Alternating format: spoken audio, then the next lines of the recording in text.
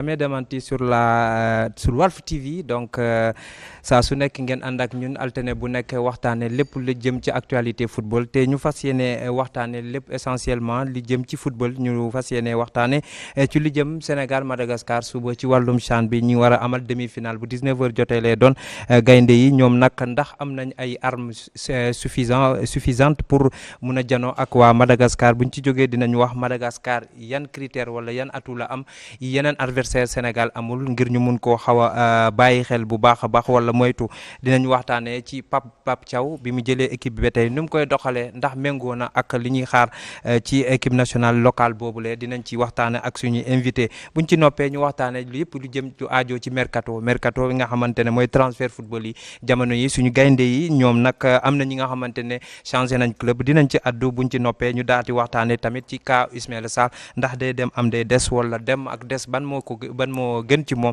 dinañ ci waxtaanee bu baax a baax buñ ci noppee ñu waxtaanee beach soccer ñu fas yéene ànd ak suñu ki leen di tàggat di Mamadou Diallo wax lépp ci aju ci wàccaay bi nag ci yeneen compétition yi di ñëw dinañ àddu yi ponk lañ fas yéene waxtaanee ñu ànd ak suñu invité yi nga xamante ne kenn du leen présenté ma dooree ko ak ki nga xamante ne mooy Pape Lamine Ndour suñu chroniqueur yi d'abord laata invité yi Pape Lamine nuyu naa la. waaw fay naa la ay xayri di nuyu ñëpp ñu ma bokkal plateau bi amaat mbégte di fi dellu si di nuyu doyen Lamine di nuyu les téléspectateurs de Walf TV également tous les internautes et les techniciens les caméramans ceux qui sont à la console di leen jaajëf. jërë nga jëf Pape Lamine Ndour mu nekk ki nga xamante ne bokk ci kër gi bokk ci chroniqueurs yi ñu ànd ak ci wetam Mamadou Dieye Mamadou nuyu naa la. maa ngi lay fay Chérif di nuyu bu baax ñu ngi seetaan à travers Walf TV comme chaque lundi di nuyu tamit bu baax Pape Lamine Ndour ak sunu grand sunu doyen sunu lépp di Lamine Mboup ak Cheikh Ahmed Tidiane Gomis di nuyu tamit di nuyu ñëpp ñuy seetaan à travers Walf TV. jërë nga jëf moom Mamadou Dieye sax laa fas yéene ànd ak animé li nga xamante ne mooy émission bi ci loolu beneen chroniqueur bi di Cheikh Ahmed Tidiane Gomis Cheikh nuyu naa. maa ngi sant yàlla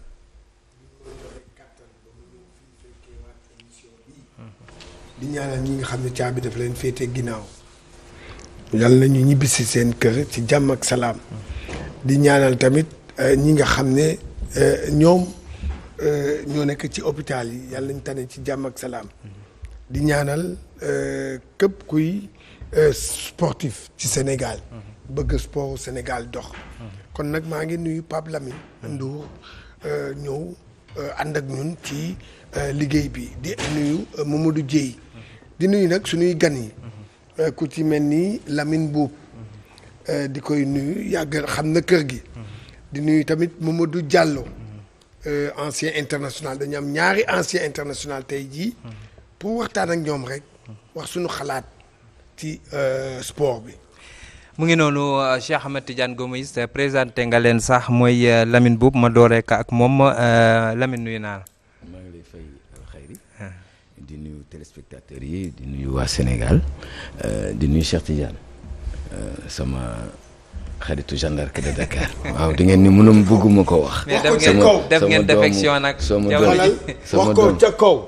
voilà sama doomu ndeyu gendarme. mais dëgg naa yow da ngaa transhumé dem jaraaf. Dieye gisoon na la ci kiiwu jaraaf bi de. ci ñaanu jaraaf yi nga dugg ak génn mu ne waaw lu muy def si yëfu jaraaf yi transhumance la def. gis naa la de ci kiiwu Cheikh Seck ba ñuy ñaanal kii ba. ah waaw des doyens yi nga xam ne ñoo fi jóge ay anciens footballeurs ay dirigeants. lu toll ni jaraaf. nga xam ni tey ñun jaraaf mooy sunu nawle. mais li war kañ mooy waa gendarme. mais est-ce que si ñëwoo ci suuf transfert bi.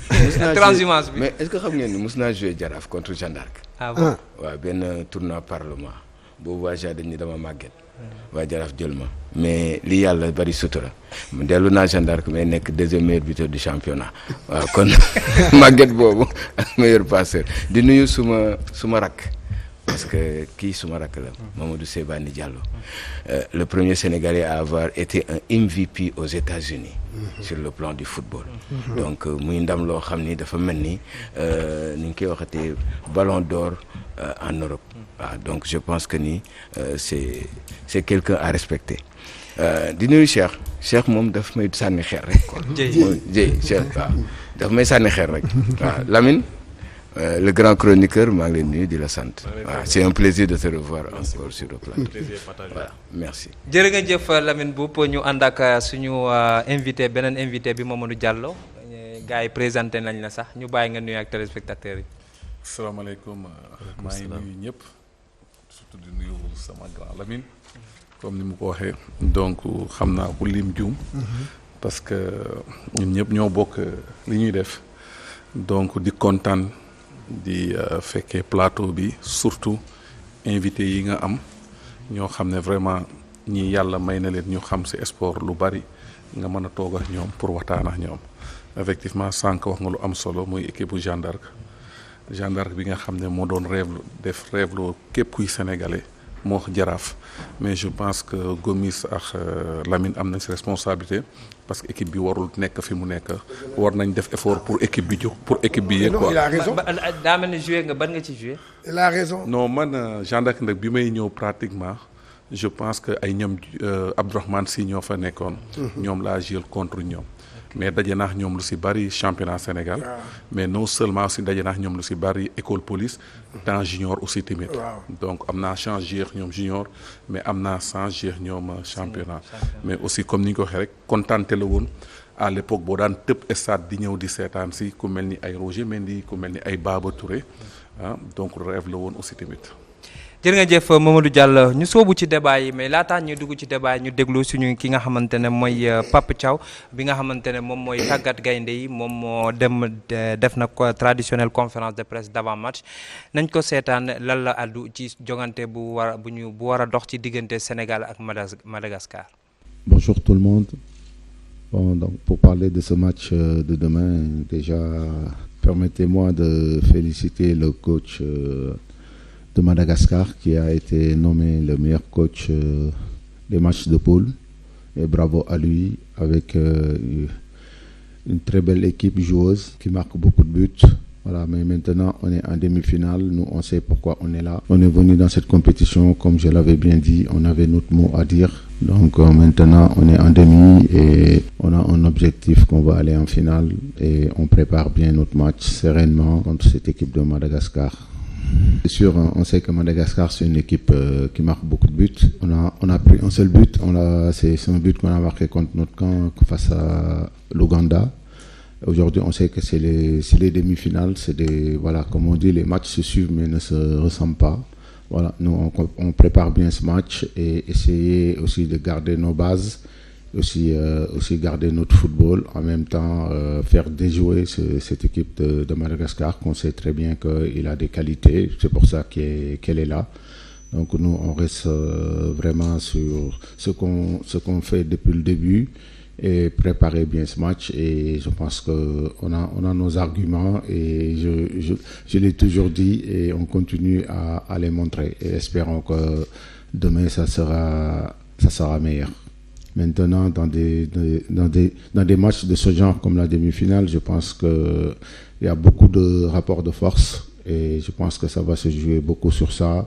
Et voilà, donc nous on prépare nos joueurs sur ce genre de détails. Aussi c'est des matchs qui se jouent souvent sur des détails et essayer de faire moins d'erreurs que l'adversaire. mu ngi noonu kon Pape Thiaw mu doon addu ci jongante ci suba ci kàllaamay tubaab ñu dooree ko ak yow Lamine Mboup lan nga mën a jàpp ci li Pape Thiaw wax.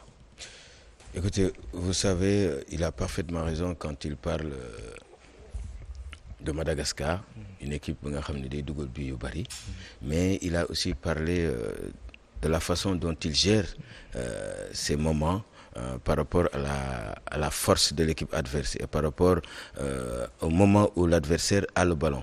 Surtout quand tu vois le match contre la Mauritanie, j'ai même dit que les Mauritaniens avaient un complexe de supériorité au début du match.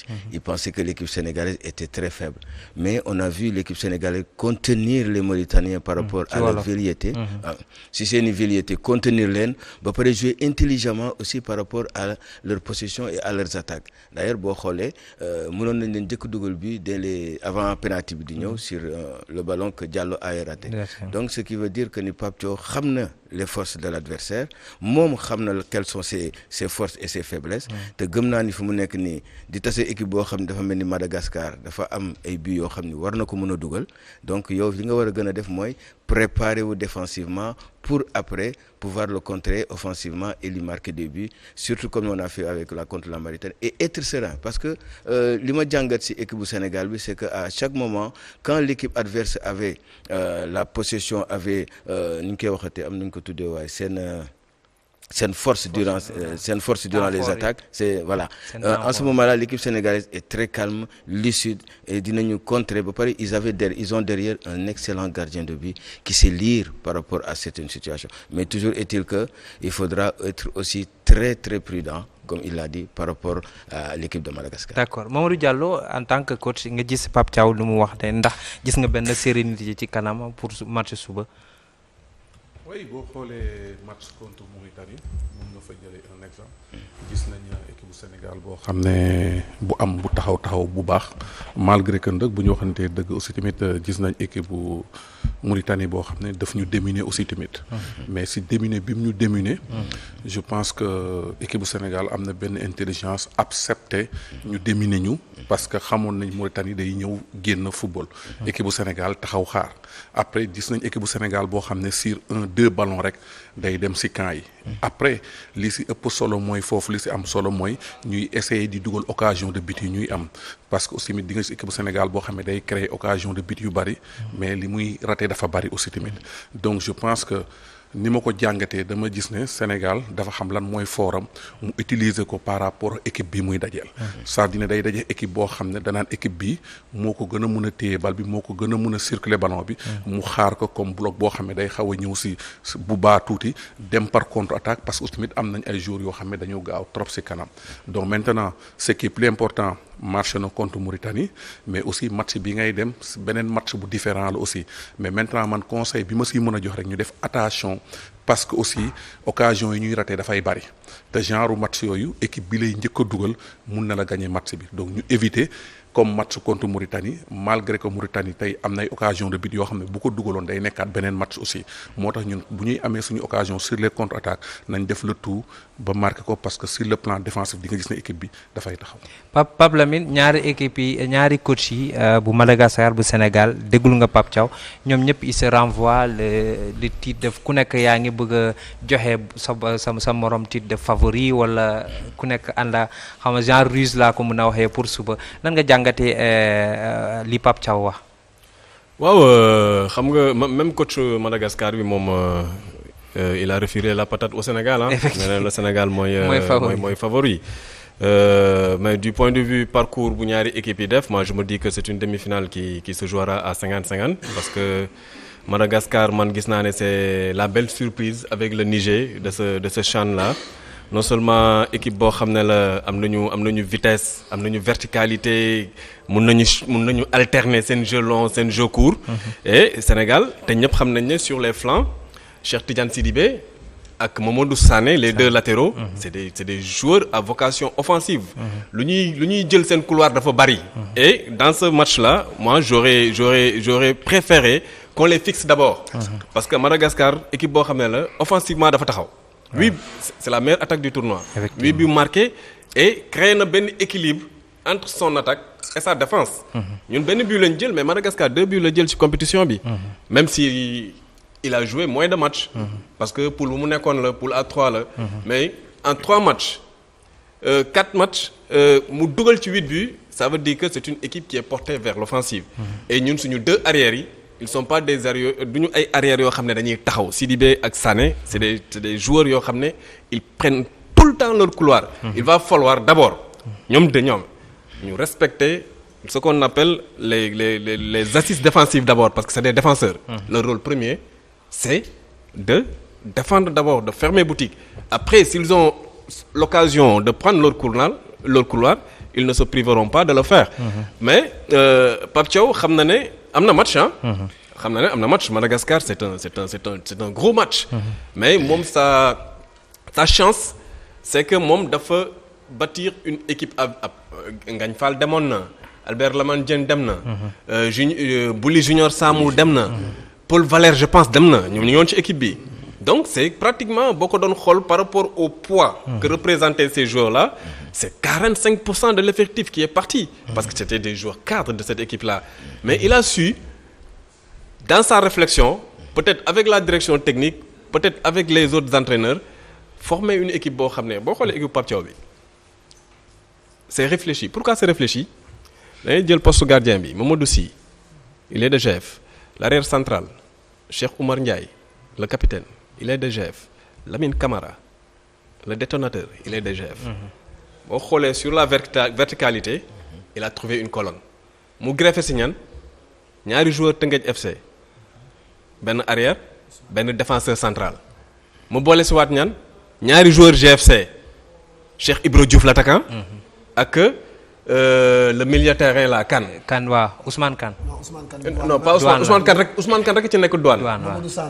moom GFC waaw ñaari joueur GFC. donc il a résolu son problème par rapport au départ yoo xam ne amoon na ko ci effectif am parce que boo jëlee assemblage boobu noonu des joueurs qui s'entraînent tous les jours qui jouent tous les jours ils peuvent jouer les yeux fermés donc moo tax Sénégal tey am assise défensive bii nii ba ñu mën a jël benn but. d'accord Cheikh yow noo jàppee ci point de li Pape Thiaw wax ci par rapport ak match suba bi. waaw gannaaw bi ma dégloo nii man dama jàpp Pape Thiaw il est confiant man ni ma ko gisee muy wax nii et loolu tamit bu fekk ne loolu bu ko maanaam transmettre joueurs yi gëmloo la ne c'est vrai man Madagascar bi ma gis. C'est vrai ni ko Pape Lamine waxee c'est une grosse équipe boo xam ne tey jii am na lépp dégg nga am na attaque am na défense dégg nga tey loolu moo tax le nag ci match bi man tamit damay insister ci benn maanaam aspect ci benn kii phase de jeu am benn phase de jeu boo xam dama ko fiy wax mais j'ai l'impression bu ma koy wax day mel ni gars yi dañ ko jël trop en compte mooy le deuxième ballon les deuxième ballons souvent damay gis ci deuxième ballon yooyu gis nga waa Madagascar boo leen bàyyi ak deuxième ballon yooyu ils vont te tuer loolu moo tax nag fighting bi man defe naa ne ci une fois qu'on récupère le ballon man li ma jàpp mooy au lieu maintenant de dégager di dégager noonu comme ça ni muy dem ñoom ñu koy récupérer non man je préfère que ñu mën a génnee ballon bi. génne ko voilà noonu attaque placée génne ko ou bien sax benn attaque rapide génne bal bi moom moo gën mais boo jëlee deuxième ballon léeg-léeg war di koy kii beneen affaire boo xam ne man xaw ma lan la suñu équipe nationale yi dañu am chance loolu muy A bi ba ca boo dee ba ca équipe nationale lépp xam nga mooy lan les balles arrêtées on en a beaucoup muy coup franc yi dégg nga yooyu xam nga match day dem ba fermé loolu mun nga ko résoudre te boo xoolee suñu championnat boo xool suñu bii xoolal suñu bii presque ci bëre noonu la demee kon nag man defe naa ne ci ñaari aspect yooyu moom mooy les deuxièmes ballons savoir les gérer maanaam ci côté waa Madagascar ak suñuy côté ak tamit li nga xam ne li nag moom mooy maanaam les balles arrêtées defe naa deux phases de jeu yooyu bu ñu demee ba résoudre ko rek macha allah dina am. Dieye lan moo gën a arrangé Pape Thiaw avoir une petite crainte ci boppam di xaw a ragal Madagascar wala être confiant trop confiant pour aborder cette rencontre. bon trop confiant moom bu ko defee day am problème parce que il faut signaler que ñoom ñaari entraîneurs ñoo bokk benn ambition. parce que Madagascar ñoom bañ leen laaj dañoo wax ñoom nañ génn poule bi rek. xalaatu woon ne sax dinañ ñëw fii même Pape Thiaw tamit bañ ko laaj dafa ne moom na génn poule bi rek. voilà léegi ba ñu génnee poule bi dégg nga entraîneur u Madagascar lu mu wax mu ne comme ñoom jekk nañ ba fii benn ambition lañ am muy dem jël coupe bi Pape Thiaw tamit la même chose la wax ne actuellement ñoom jël coupe bi la parce que moom li ñu ko waxoon ci ay objectif matériel na ko loolu lañ ko waxoon génn na léegi fi mu toll nii nag ambition dem jëli kii bi lay kii wax na tamit ci biir conférence de presse mu ne am na match yoo xamante ne ay détails nañ koy gagné détail bi nag moom xam na ko parce que Sénégal pour mu ray match bi moom day am jafe-jafe fa lay nekk di raté ba finalement da ngay am problème. léegi détails yooyu moom dina ko corriger te lu mu koy corriger xëy na peut-être moom nee na du ko wax ci conférence de presse bi dina ko corriger ak manière am mooy lan dugal. Sénégal problème mu dugal la am. problème mu ñun amuñu problème mu défense xëy na benn bii nañu encaissé bii bi contre son camp la contre Ouganda ñun ñoo ko dugal suñu camp alors que ñee ñoom ñooy équipe bu gën a dàq dugal ci kii bi donc match la boo xamante ne ci diggante défenseurs yi ñoo koy joué ak attaquant wu ñële léegi bénéfice bi ci Sénégal mën a am moom mooy attaquant yi nga xam ne xëy na peut-être ñun suñu attaquant yi nga xam ne xëy na du leen sóoraale ba mu ëpp parce que match bi défense la ak attaque bi ñële ñoom lan la ñuy comporté woo ba mën a rey match bi donc loolu moom moo nekk kii bi parce que ñun problème mu dugal nañ am suñu attaquant bu kii bi muy joueur Guédiawaye football club bi Cheikh kii ba match bi commencé ba tey dugal alors que moom mooy suñu unique dugalkat bi nga xam ne moom si moom lañ yaakaar donc ñun daal lu ñuy wax moom mooy détail boo amee occasion pour dugal nga dem dugal yi ñun loolu mooy suñu problème moom mooy suñu problème day si équipe A bi moom moo wàcc ba fii moom mooy problème aussi championnat local bi dugal suñu ballon yi ak Cheikh Tidiane Gomis bi muy wax mooy ballon deuxième ballon pour mu am faaw nga assiéger zone adversaire bi te ñun dañuy am problème pour assiéger zone adversaire bi xëy na loolu moom mooy kii bi mais bon moom comprendre na parce que nee na ay match yu ñuy gagné ci détail la donc lu ñuy def moom mooy essayer d'être concret devant les mais Dieng man ma la ci yokkal rek gis nga Ibra Diouf, notre attaquant de pointe. Cheikh Ibra Diouf. Il ne marque pas, mais il pèse énormément dans la défense adverse. Parce que c'est le point d'ancrage. Il fixe les deux centraux. Parce qu'il a doole, il a gabarit, il a jouer déviation. Ça a joué. Il s'intercale tout le temps entre le stopper et le libéro. Pour les fixer d'abord. Parce qu'il a doole. Il peut jouer en déviation. En fait, c'est vrai que Denis est attaquant. Souvent, il est jugé par ses performances offensives. Mais quand même, il a des qualités énormes, athlétiques, qui permettent à l'équipe... Ça veut dire que c'est le jury de 2018, la Coupe du Monde, comme genre Dougoloul, mais il a bien pesé. Des joueurs humains, non, des joueurs qui peser ci défense. Nous Dougal, mais ils permettent, si nous bloquons, de remonter. Effectivement. Ils permettent également nos milieux de terrain de souffler parce que souvent les milieux de terrain c'est des gens qui courent beaucoup de kilomètres. Effectivement. Et si vous avez un attaquant qui est si vous avez un skills, une qualité qui permettre de souffler, donc Cheikh Ibra, il le joue d'une manière extraordinaire. Franchement. Mais après, est-ce que c'est juste l'avant-centre parce que avant-centre, il y a un avant-centre qui est posé. Si défense jox espace ñeneen ñi mais bu ñu xoolee match yi aussi Sénégal day am occasion yu bari absolument donc maintenant lan mooy solution bi wala lan mooy détail bi les occasions de but yi ñuy am ñu jéem ko concrétiser après mënoo ko jël teg ko benn jour parce que du benn jour rek moom mooy am occasion yi dañuy wax un attaquant mais des fois tu vois un attaquant deuxième attaquant bi mun nay am occasion excentre bi mun nay am occasion même xoolal suñ bit bi passé c'est le défenseur moo ko dugal c'est-à-dire ne pour man n'importe lu munti am mooy les occasions de but il faut que ñu concentré wu parce que boo xoolee match yi ñu gagné yëpp mënoon nañ perdre certains matchs yoo xam ne parce que reyuñu match yi parce que l'équipe de Sénégal day créer occasion yu bari te bu koy dugal aussi daf ñuy gën a yombal donné tey ñu dem exemple si les pénaltys aussi les pénaltys on raté nañ ñaari pénaltys aussi te pénalty yooyu dugal ñaar ba pare pénalty yooyu après mënoon nañu coûter cher si yenn match yi après il faut que tamit ñu soññ xale yi pour xam leen ñu xam moment boo xam ne si la ñuy reyee match bi parce que pour man c'est très important après lan moo koy mën a findeel est-ce que suñu championnat bi est-ce que les joueurs marquent beaucoup des fois dañuy wax équipe A rek mais est-ce que le championnat Sénégal les joueurs marquent beaucoup lu ñuy xoolaat la parce que meilleur buteur yi ñaata bit la ñuy terminer lu ñuy xoolaat la après est-ce que du benn liggéey boo xam ne dañ ko war def parce que aussi les attaquants dañ soxla des avant-centres spécifiques yoo xam ne dañuy travailler ñoom tey aujourd'hui type da ngay dem ci club bu championnat yi est-ce que y a des clubs yoo xam ne jël nañ des avant-centres spécifique yoo xam ne dañuy entraîner attaquants yi loolu ça pose de problème tey du ma nekk dox tey ce matin rek dem naa benn équipe bu championnat boo xam ne benn division la ma ñëw jàppale leen tey mais tu vois que ne y a beaucoup de choses qui restent ni nga xam ne dañu war a dugal but parce que moment bi ngay contrôler ballon bi moment bi mu la fa war a fekk parce que y a pas assez travail devant les buts te habitude boobu boo ko amee boo ñëwee en équipe nationale day gën a yomba sew ñu gën la koy yokkal. mais xaw na feeñ nag xam nga le problème là le grand lu nga wax noonu ça mooy lu tubaab di wax parole d'évangile. man bu ma ci tegee dara dafa fekk ma dëgër fit rek. parce que vous avez fait vos preuves vraiment. non c'est-à-dire au Sénégal mooy li ma waxee mooy on a beaucoup quand même au Sénégal il a créé beaucoup d'occasions. oui. mais exemple fi may expliquer que mooy le finition mais loolu foog ñu soññ leen si mais c'est à l'image du tournoi comme ça wax nga lu am solo mooy il y a un avant-centre boo xam ne day imposer wu day joxe espace say exemple bu fekkoon équipe Sénégal créewul ay occasion mun nañ wax mais dañuy créer occasion yu bari mais pour man waruñu doyal si ay 1-0 comme naan l'essentiel est fait mooy ñu ngi def victoire yi équipe bi ça fait longtemps ñëwul si CHAN donc Pape Thiaw il a fait un travail extraordinaire déjà fi ñu toll nii dafa war a confiant que ne lu ñëw mun na ko jël mais tout est possible tu comprends war na xalaat ne match bi war nañ ko mën a gagner parce que c'est possible mais man fi may expliquer que mooy gagné nañ match yi mais quand même on a vu l'équipe de Sénégal boo xam ne day raté ay 2 ay 3 occasions. Absolument. Et ça maintenant le football maintenant occasion or la saa yu ñu ko amee xale bi foog mu appliquer wu si côté boobu. man je mais nag am na benn affaire boo xam tamit il faut ngeen jàpp ko nos 2 meilleurs buteurs ne sont pas ñoom demuñu. exactement ñu ngi fii toog tamit dégg man lay jaay. waaw xam nga 2 meilleurs. non Malay moom dafa dem.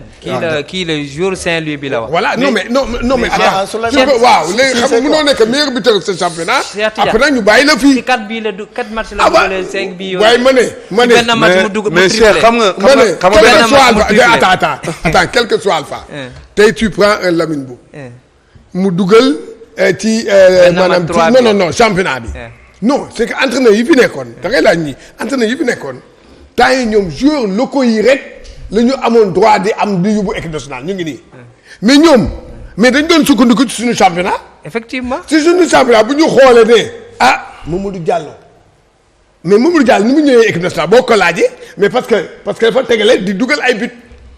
xam nga loolu la mais sensation boobu. performance continue la non. mais après xam nga lan moo am Gomis xam nga tey bu ñu comparer suñu génération. day xaw a jaxasoo tuuti nga baal ma lu tax waaw parce que ñun da nga daan ñëw championnat le meilleur buteur il a 20 et quelques buts. absolument voilà waaw. man j'étais un ailier de débordement. minimum saison bi dinaa dugal 14 wala 15 buts. comprendre nga je donne un exemple mais aujourd'hui tey comprendre leen le cas de Pape Thiaw. c'était pas facile par rapport ak ñun suñuy année ñun fii da nga daan football bay bëgg a dee pour recruteur ñëw jël la sax problème la woon mais tey ji da ngay toj benn match recruteur bi ñëw c'est-à-dire ne Pape Thiaw si situation bu metti la nekkee parce que dafay defar équipe am ba yaakaar ne si la compter booy yi dem mu defaraat ba équipe bi compter c'est-à-dire ne c'est pas facile pour Pape Thiaw moo tax li mu def nii pour man espoir la parce que y a combien de jours qu'ils ont parti non attends xam nga leen tam dafa xaw ma nag yéen a sous-estimé suñu championnat non mais non xam nga lu tax parce que léegi man su ma gisee dégg nga championnat boo xam ne ci 11 journées ñu dugal ci 137 buts ce qui veut dire nos attaquants ñu ngi dugal. mais meilleur buteur 5 buts la. waaw d'accord mais non on est à la 11e journée. ci 11 matchs. waaw non on est à la 11e journée. ratio bi baaxul. attends on est à la 11e journée yéen tamit. te ba pare ci 11 matchs yooyu 4 matchs la dugal. mais kii wax na benn baat boo xam ne dafa benn match 3 bi kii dafa wax xam nga bu njëkk ba ak léegi. dëgg la léegi attaquants yi dootuñu dugal ko xam nga bu njëkk ba fii. da ngay gis ay défense yooyu ñëw baaxul woon wala. attaquants yi ñëw mënoon na football ñuy dugal kon ñun suñu défenseurs yi ba ñee seen jamono seen attaquants yi.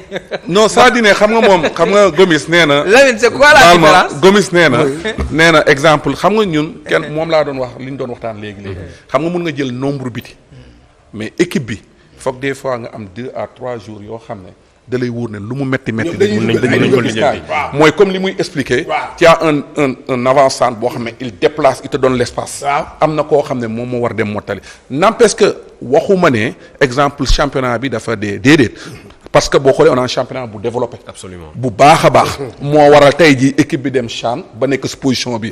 dañ doon wax naan bu yàgg ba lan moo tax Aliou Cissé du jël si xale yi parce que équipe bi musul gën a qualifié CHAN depuis fi Koto jege. mais maintenant c'est le moment parce que au moins équipe bi am na prouvé na que dem na CHAN war nga mun a commencer jël si jour yooyu dëgg la wala mais maintenant man fi may expliquer mu leer nañ que mooy dama bëgg a expliquer ne la. aussi tamit tey championnat léegi. jour yi duñ la defal sax nombre match yu bari dem Lamine Mboup day toog fii football fii à peu près 30aine de matchs wala 40aine de matchs mais tey aujourd'hui tu joues 26 journées non mais non tu joues 2-3 journées am na kenn ku ñëw jël la pour nga dem ba pare club yi mënatuñu la téye yooyu aussi ça joue xaalis moo ñëw ñu dem ci Lamine c'est quoi les véritables armes de l'équipe nationale suba suñu armes yu mën a def différence contre kii dama déglu Lamine sànq déglu Cheikh Tidiane ñuy wax ni Madagascar équipe bu mun football la mais dinañ ñëw ci Madagascar Sénégal laa wax waaw Sénégal la Lamine ni il faudrait que nos latéraux taxaw parce que dañu ragal Madagascar dëgg loolu du dëgg kii nii sunu équipe dafa bëgg mu téye bal bi génne ko dëgg loolu dëgg proprement alors bu dee kii dafa nit ñee nañu taxaw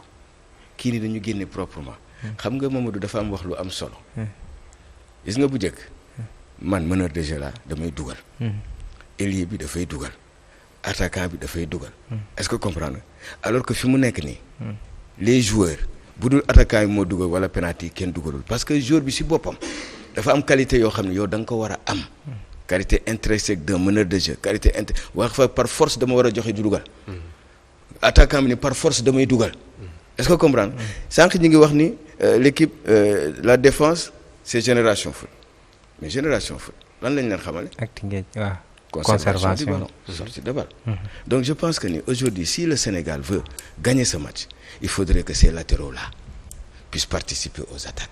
Non, je dis pas qu'ils participent pas aux non attaques. Parce que quand le ballon va circuler, stratégie la lay wax.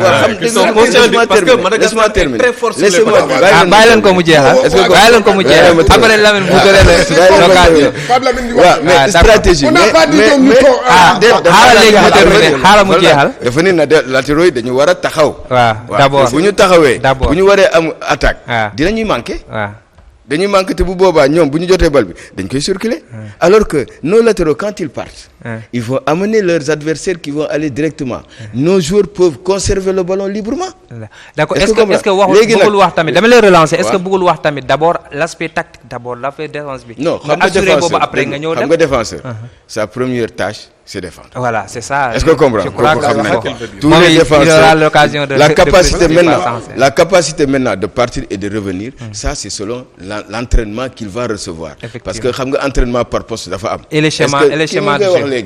Entraînement par poste dafa am. Le latéral war nañ ko mën a entraîner d'une façon boo xam ni dafay dem di dellu si di dellu si. Kii mi ngi wax sànq entraîneur des attaquants. Mais est-ce qu'il y a des passeurs capables de lire, est-ce que tu comprends, comme ni ko Sadio di defee par exemple pour donner dans les espaces pour keneen koo xam ne day génn pour ñëw dugal but bi xam nga keroog on a raté un but Lamine Diallo mais le joueur a été tellement intelligent fan la taxaw si flanc bi la taxaw moo xoolal passe bi mu def il a laissé Malick la waaw il a laissé tout le monde ñi ngi xaar attaquant bi di laaj mais xoolal moom passam c'était pour l'espace mooy li ñuy wax passe pour espace passe dirigée ou passe pour une personne est-ce que comprendre donc aujourd'hui li ma gëm ba gëm Sénégal temps yi yëpp lan lay def dafay dékku équipe yi pare attaquer leen am nañu rapidité fi mu nekk nii Madagascar day jouer bu baax mais marquage en avançant boobu boo récupérer balle bi nag éclaté wu vers l'avant parce que am nga ay joueurs yu gaaw et tu as des joueurs de qualité techniquement qui sont bons donc je pense que ni aujourd'hui la meilleure chose à faire c'est d'observer son adversaire de savoir ce qu'il amène li mu indi nag léegi yow nga xool yow ses forces yi nga xam ne war nga ko mën parce que comme on dit rek système mën na changer on peut jouer avec plusieurs systèmes dans un match de football c'est une demi-finale d'accord xamuloo lan la Madagascar di indi xamoo ban façon lay jouer mais yow xam nga li sa capacité xam nga li nga mën par rapport ak li Madagascar indi nga changer par rapport ak li mu indi pour mun ko contrer et jëm ko gagner. D'accord Lamine da ngay préciser avant laataa ñuy jàll ci kii. Non du précision sax parce que bu ma nee latéraux yi dañuy taxaw. On sait que entre les lignes les latéraux ne peuvent pas être statiques sur leur ligne pendant 90 minutes, c'est pas possible. Mais pour qu'ils oublient pas leur fonction première. Parce que Madagascar, c'est une équipe qui joue très souvent sur les côtés. Et ils ont deux excentrés superbement techniques. Effectivement. Et tey bu ñu fekkee parce que perte de balle yi laay sóoraale. Parce que c'est des latéraux qui montent. Tey mën nañu yéeg parce que on parle de contre-attaquants. Ils amorcent la contre-attaque. ñu perte balle bi au milieu de terrain pendant ce temps l'équipe malgache éclaté wu na sur les côtés. Qui va colmater les brèches? Il y a la couverture des autres joueurs parce que xam nga dafa boo couvrir ci flanc yi tu dégarnis l'axe central. Lamine quand le latéral va partir l'axe central sera obligé de le suivre. Absolument. Dëgg loolu du dëgg. Quand on va perdre le ballon normalement toute stratégie amène une autre stratégie. Est-ce que mais je pense que équipe bu Madagascar bi ils sont très rapides li ma gis équipe bu gaaw bu rapide bul ubbi espace yi de trop. waaw bul ubbi de. bul ubbi. Ouais, franchement parce que xaar leen. boo leen Contraire. xaaree day gën a ñoom espace day gën a tuuti si ñoom. ba pare ñun li ngeen xamul si équipe Sénégal bii ma gis ni équipe locale bi boo xoolee seen match yëpp dañ lay xaar. dañuy xaar à part la RD Congo. mais RD boo Congo. gisee bu ñuy dem dañuy am espace bi si kanam. te souvent xoolal occasion yi ñuy créer yëpp dañuy def bloc bas rek dem si kaw. li nga xam ne moom la équipe Sénégal bi doon am bu ñu leen defee bloc bas ñu am problème équipe Sénégal bi day def bloc bas xaw ma da seetlu ngeen bu baax a baax. te sur contre attaque lay demee 1-2 àgg na si camp yi te noo def ñu créer occasion. léegi man li ma comprendre li ma bëgg expliquer mooy comme Madagascar dañu am si côté yi ñu aay ñu gaaw bu fekkee da nga dem foofu day ubbeeku bu fekkee ne da nga leen xaar est-ce que comprendre nga da nga leen xaar boo jotee ci obligé nga dem boo demee dinañ la topp aussi tamit mais après ce retour immédiatement foog mu gaaw c'est-à-dire li mu bëgg expliquer mooy il faut que les défenseurs très prudents aussi. Mais Mamadou, mais quand une action se développe, tout le monde doit savoir quel est son rôle par rapport à cette situation déjà. Aussi bien les défenseurs que les milieux de terrain que les attaquants. Un latéral qui s'en va, mais normalement, il doit avoir une couverture en cas de perte de balle. Exactement. Non, attendez, un latéral qui s'en va, normalement, soit le numéro 6, soit le stopper, doit pouvoir courir parce qu'il ne fait plus partie de l'action. Est-ce que ce sont les autres qui sont faits par donc il doit être un surveillant ou un couvreur. Donc, lolo bou amé, mais on n'a pas parce que l'excentré, il va aller marquer le latéral. Je suis d'accord. Donc, fi mu nek ni, bu latéral bi jëlé bal bi te mënul dem kan lay relance? Le défenseur qui était en Mais couverture. des fois, mais bul fàtte ni que ñii Lamine mu ngi ko doon wax ils ont des attaquants yi nga des excentraux yi nga mais xamante excentré bu dañoo mën a latéral bi dindi ba pare. mais sunu latéraux yi dañu mën a dindi man xam nga yéen da ngeen di rek man je Non, les si, ai si, regardés on moi je les sait. ai regardés nos On latéraux sait. c'est des gens qui partent et qui reviennent D'accord. ñoom ñëpp dañuy dem di dellu si mais au bout. surtout Sidibé si on utilise le pied gauche de Cheikh Tidiane Sidibé di ci Sidibé côté waaw. Sidibé boobu Si rek côté moom Sidibé. en général côté boobu moom mooy ëpp lu muy dox mais boo xoolee Mamadou Sané mën na marquage mën na def lépp Mën na def yëpp, il mais n'est pas très voilà. technique ci côté ñu dem ci Mamadou Dieye on va parler maintenant de l'atout Madagascar ban atout la am yi yeneen adversaire Sénégal amul depuis le début de la compétition bañ mun koo gën a moytu bàyyi xel bu baax a baax suba. atu bu njëkk am moom mooy confiance parce que ñoom dañoo ne bëri ñu dem dóor Ghana te Ghana bokkoon na ci équipe yoo xam ne dañ doon wax ñu ngi leen di xaar. day sori ñoom ba ñu dóoree Ghana nañ am yenn ouverture yi léegi loolu ñoom lu ñuy gën a kii moom mooy confiance nañuy demee Pape Lamine wax na ko lu ci bëri ci côté yi nañuy jouer parce que football moderne daanaka moom moo demee noonu côté yi boo fa amul défenseur bu baax wala bu dox bu la naxee foofu rek déjà am nga problème yi mag a mag loolu ñoom atu yooyu nañ am actuellement confiance nañuy demee entraîneur bi wax na ko nee na ñoom s'extirper du groupe moom moo nekkoon seen objectif comme génn nag léegi dañuy dem comme genre lu ñëw bonus lay doon les confiance boobu nag dañuy peut-être moom lañ ñuy jéem a imposer jéem noo gagné mais nag attends léegi Pape Lamine tamit wax na ko moom mooy ñun ba kii bi commencé ba tey benn RDC nañ dem sëpp ko te pour ñu sëpp ko dañoo am rouge il a fallu que ñun comme am na rouge je ne dem suis pas d'accord Côte d'Ivoire l'équipe contre la Côte d'Ivoire l'équipe a très bien joué effectivement non, seule la Côte d'Ivoire. tu sais des fois équipe bu nekk dafay xam nga li ñuy jaawle équipe bu physionomie nekk du day bokk, quoi. day am benn temps fort un temps voilà, faible. moom laa doon après wax sànq. je comprends fii Gomis doon waxee sànq ce qui est plus important aujourd'hui c'est les deuxièmes ballons parce que plus que tu gagnes les deuxièmes ballons plus que Tu as la chance nga am encore. chance Ouais. léegi maintenant après il faut que ñu comprendre équipe bi comme match yi ñu génn quand même am na match yoo xam ne comme boo xoolee contre Mauritanie tu sais que Mauritanie daf ñu dominer pour être honnête mais quand même ñun dañ ko xaar on a résisté temps faible bi ñu am ñu résisté mais après on est parti sur contre attaque On a eu après beaucoup match bi dafa d'occasions. commencé yomb léegi temps fort boobu ndëkk temps faible ak temps fort il faut que ñu xam ni ñu koy gérer d'accord Gomis yow nan nga gisee équipe Madagascar bi nga xamante ne presque ñu fa nekk ñoom ñooy jouer c'est presque seen équipe nationale yeneen expatriés lañ ci yokk rek te seen extrême boobu ko xam kolay naa la j'ai du mal à prononcer son nom d'ailleurs gis nañ ko signé na ci Mouloudia Alger su ma juumulee tey c'est vrai. performance yu mu def yan nga jàpp ni excentré yooyu il faut ñu tëj leen ñu contraindre comme Lamine mi ngi ñu contraindre suñu Pape Lamine mu ngi ko wax man je suis un peu d'accord sur ça suñu défenseurs yi mën a taxaw ñu mën leen contrer. téye bal bi latéraux yi kay. téye bal bi. ñu téye bal bi. gën leen mën a téye bal. xam nga dafa am football. day toll benn moment yow xam nga ne que kii. bu yoree bal bi dina ko xoolal dina ko jaarale fii jaarale yow gën kaa bëgg bal bi gën kaa ëpp lu nay téye bal bi. parce que bal bii boo ko bàyyee ak malgache yi techniquement ils sont bons. Ils sont très bons. Ils sont très bons. Très rapides. boo leen ko bàyyee dinañ la indil musiba léegi nag mooy xamal lan la bal bii neel man mi ñoom duñ ma ëpp bal. li nga xam sànq Mamadou Diallo wax na ko moom mooy temps fort temps faible. gis nga équipe bi la gën a aay entraîneur bi la gën a aay foo la ñuy xoolee entraîneur bi xam na am na lecture day xam ne temps fort lii la nii laay joué mu am ay variété dégg nga waaw ma xool ni équipe bi dégg nga moom moo téye bal bi ci temps fort bi moom moo ko kii mu ngi may sonal man nii laay défendre ak moom man nii laay joué ak moom man defe naa ne tey jii et puis la technique gis nga technique xam ni contrôle gis nga contrôle ñu ngi nii du may bàyyi contrôle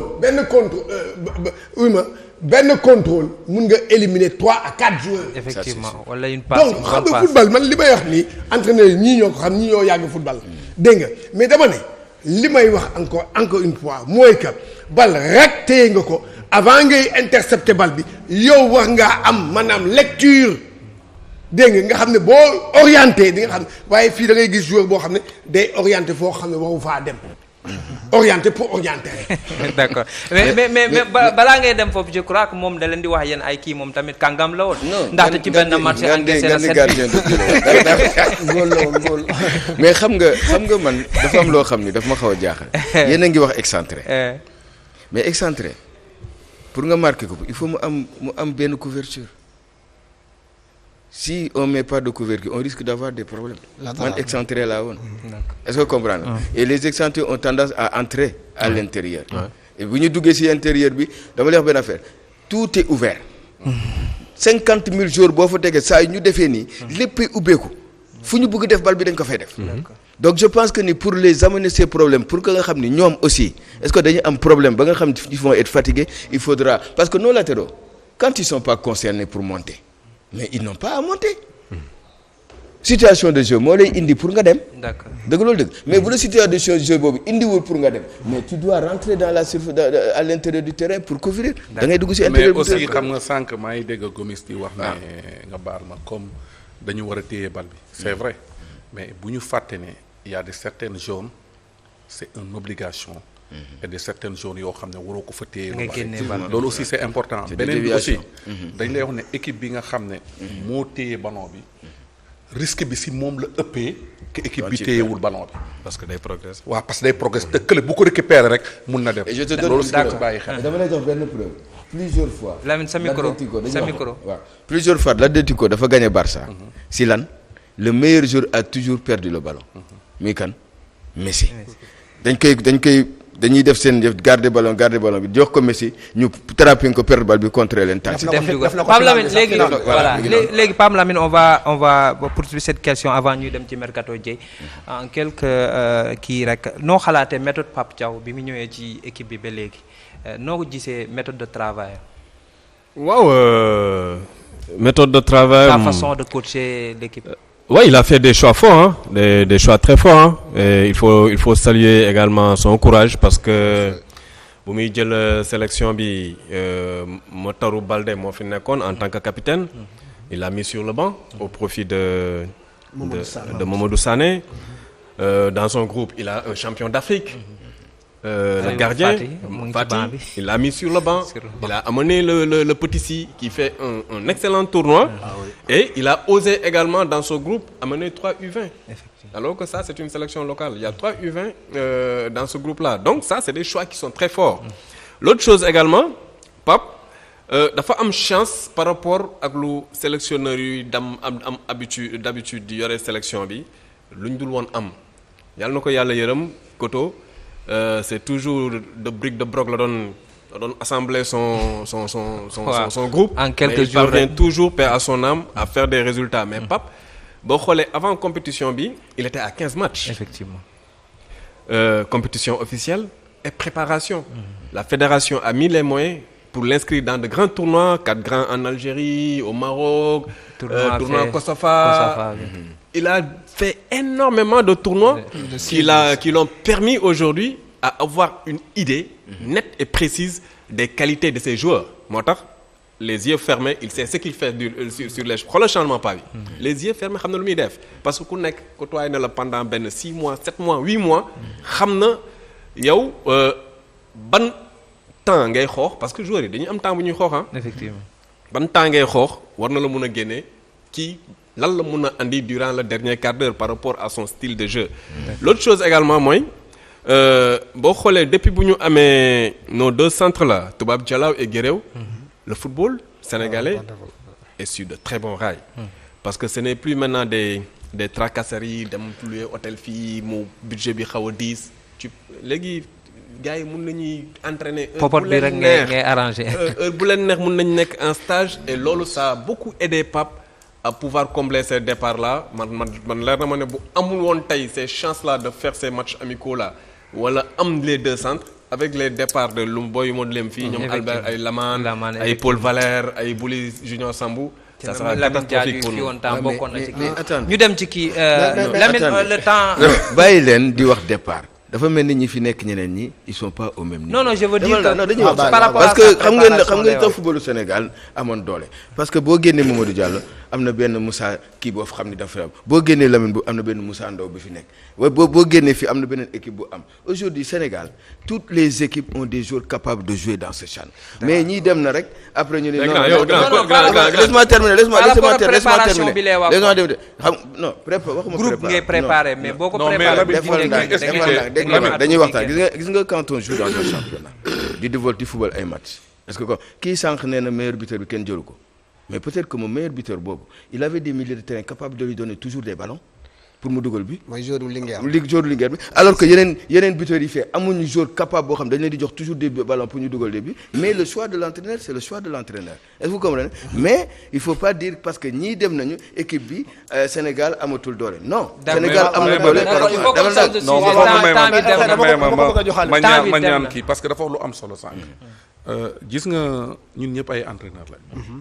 man je peux parler parce que maa ngi ci direction bi. tu sais que les matchs amicaux moo la mën a dimbali.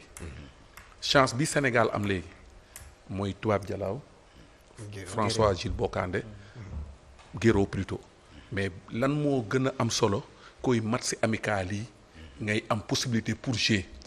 man je donne un exemple tey bu ma demee jëli ji Coupe d'Afrique de beach soccer c'est parce que c'est le tournoi de Kosofa.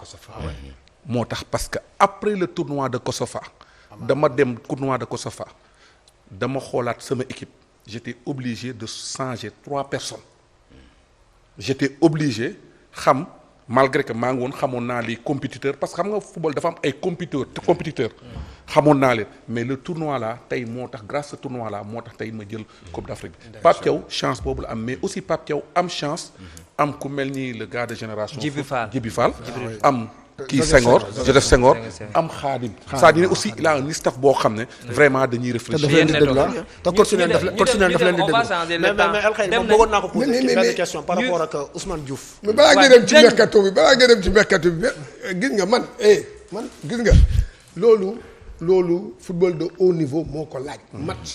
les matchs amicaux. waaye nag quel match tamit. il faut savoir choisir les matchs. ça dépend Gomis. non il faut non attends il faut savoir choisir les adversaires. waaye doo jël rek adversaire boo xam ne rek yow daal nii rek nga ko jël non ay critères la. tey jii man lii laa soxla ci sama jeu lii laa te man adversaire bii ni muy jouer nii.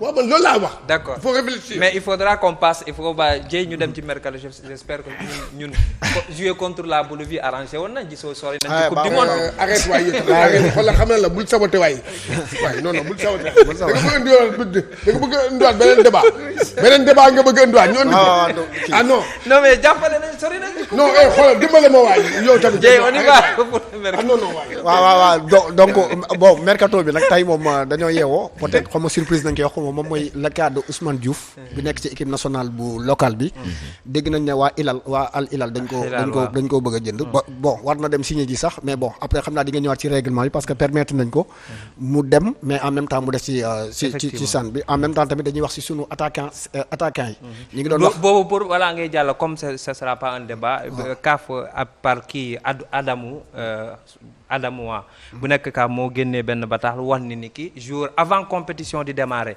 bu dee boobu jënd nañ ko loolu mun na mais bu dee compétition démarrer na ko bu ñu ko jëndee sax il faut continuer ci kii bi léegi ñu dem voilà dégg nga yi si des nag moom mooy sunu attaquant yi ñu ngi doon wax problème mu marque bi problème mu nangam ak nangam léegi dañuy commencer ci Cheikh Ahmadou Bamba Dieng parce que daaw nañ doon annoncé ne day dem Nice après mu am problème mu genou waa Nice kii ko léegi nag ren mu jël ay kiyam ay décision am ne waa Marseille dañoo jël seen décision pour mu dem moom tamit mu d'accord ci dem boobu noonu léegi nag dem na fi ñuy wax moom mooy Lorient léegi nag ba muy signé tamit am na problème mu genou boobu mi ngi ko topp ba tey mais loolu tamit après beneen cas la gis nañ tamit problème mu Pape Gueye parce que Pape Gueye moom tamit dem nañ ba à un moment donné waa Marseille ni léegi ubbi nañ bunt bi bu bëggee dem moom na dem léegi nag ku fi nekkoon entraîneur di Sampaoli moom moo nekk Séville mi ngi doon wax ne soxla na ko ba waa Marseille ñoom dañ koy abale tey la waroon dem signé mais après amaatuñ ci ay yeneen suite beneen bi tamit moom mooy Nicolas Jackson moom tamit dafa waroon jugee fi nga xamante ne moom mooy Villarreal pour dem fi nga xamante ne moom mooy Bournemouth ci biir départ bi tamit ñi ngi doon wax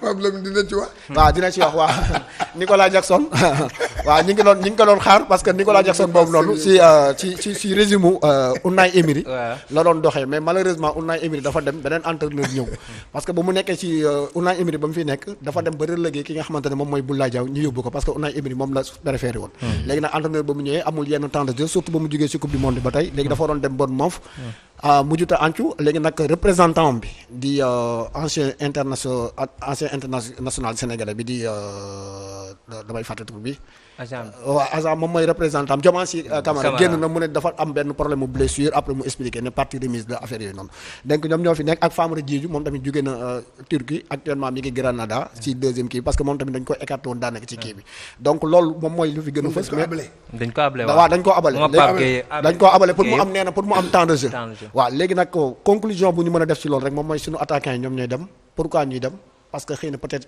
il n'était pas prolifique ak ci kii bi ñu jógewoon parce que Bamba Dieng bu fekkoon da doon dugal waa Marseille duñ ko jaay Famara Diédhiou bu fekkoon tamit da doon dugal waa kii duñ ko fa jëlee waa Alliance Sport bu mu nekkoon fële na Turquie de même que Nicolas Jackson bu fekkoon moom tamit dina dugal waa Villarreal tamit duñ ko jël di ko jaay kon loolu moom mooy conclusion bi ña ngay dem mais pourquoi ñuy dem il ne marque pas. d'accord ñuy def benn tour de table ci transfert yi lan nga ci jàpp ak ñan ñoo def le bon choix quitter seen club yi dem. d'abord man dama naan jour bu fekkee da nga nekk ci club te doo jouer nga am possibilité dem jouer ci beneen club. demal nga dem football ji. parce que ce métier. football la. ce métier compétir la. loolu moo ñu arrivé souvent ci coupe du monde bi passé ci jour yu bari donc pour man. peut-être dara mun na am en tant que joueur damay wax tey en tant que joueur professionnel. arrivé na ma des fois nga ñëw entraîneur ne la bokkoo ci planem. bokkoo ci plan bi muy def yow nga ñëw ne xaaral ma gëm naa sam boppa damay insister damay toog parce que gëm naa ne damay football. après mun nga am chance bi 2 mois nga bokk ci commencer football. mais aussi tamit mun nga am 2 mois gisoo footballoo yow war nga xam ne fii.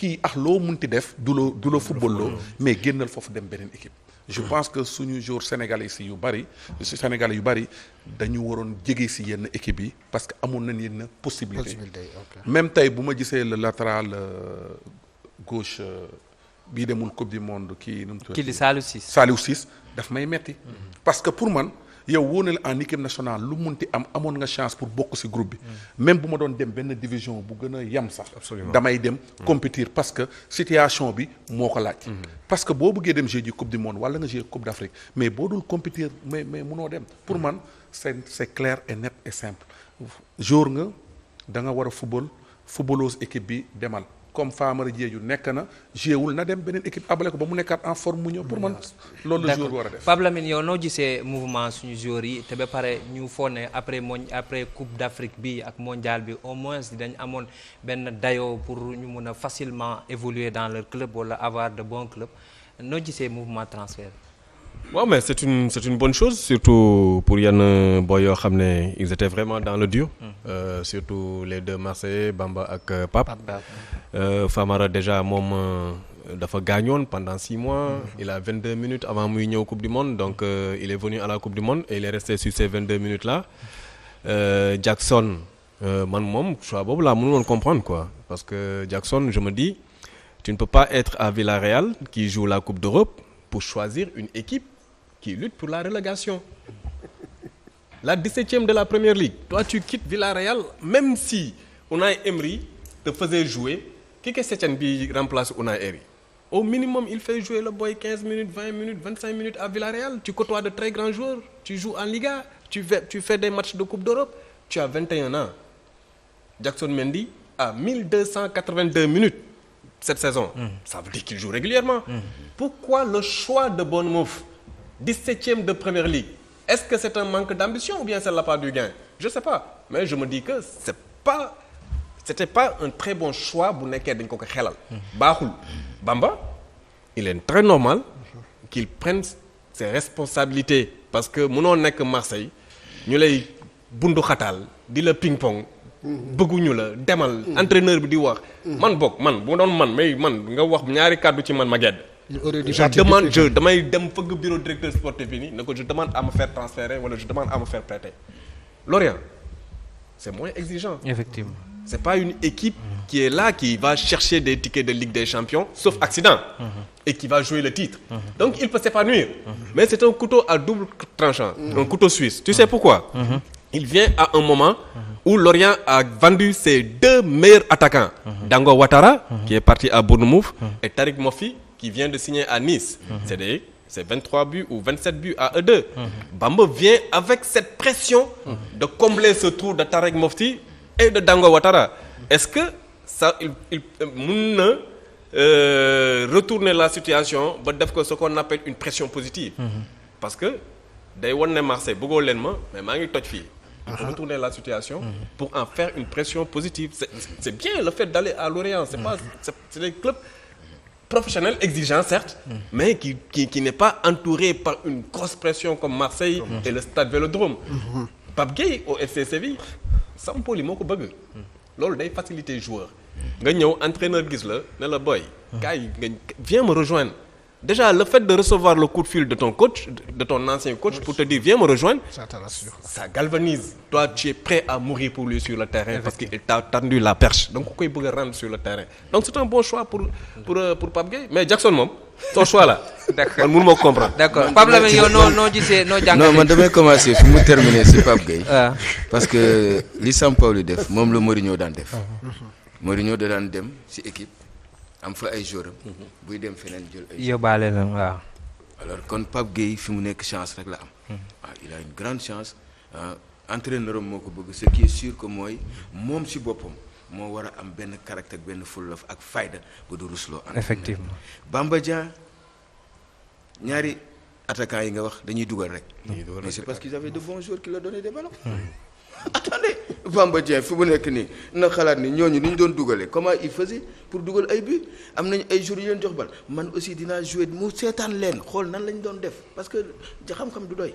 sa micro xam-xam du doy.